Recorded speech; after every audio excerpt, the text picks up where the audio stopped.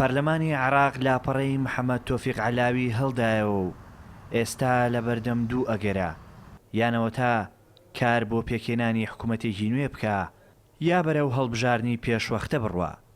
هەردوو ئەگەرەکە بۆ کورد پڕن لە تەحەدا، بەڵام بەرپرسی دەستگای هەڵبژارنی پارتی بە ئاشکرا دەڵێ حزبەکەی دژی هەڵبژارنی پێشوەختەیە.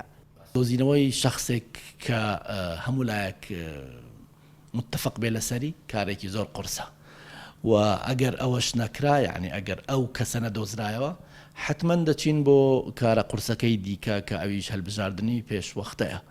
طبیعی ئێمە لەگەڵ پێش هەڵبژاردننی پێشوەختە نین بەڕاستی وەکو پارتی دیموکراتی کوردستان، بەڵام ئەگەر هات و هەموو بڕیاردرا لە پەرلەمانیان لە سەرۆکایەتی کۆمار و سەرۆکایەتی حکوومەت کە پێشنیاری کردووە، حتمما ئەو وەختە کە بوو بڕیار و بوو یاسا، پارتیش وەکو هەر لایەنێکی سیاسی دیکە خۆی ئامادە دەکات. بۆ چوونی یەکێتی لەبارەی ئەگەرەکانەوە جیاوازە، ئەمەندامە ئەنجومەنی سەرکردایەتی پێی وایە تازە ئەستەما حکوومەتێکی دیکە لە عێراقدا دروست بێ.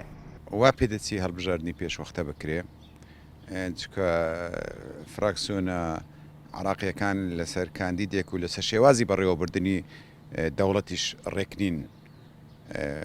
بەڕای من لایەنە سیاسی کوردستانیەکان ئەبێ لەگە هەموو لایەنەکان لە گفتوگۆدا بن، چکە بارودۆخی عراق لە گۆڕاندایە.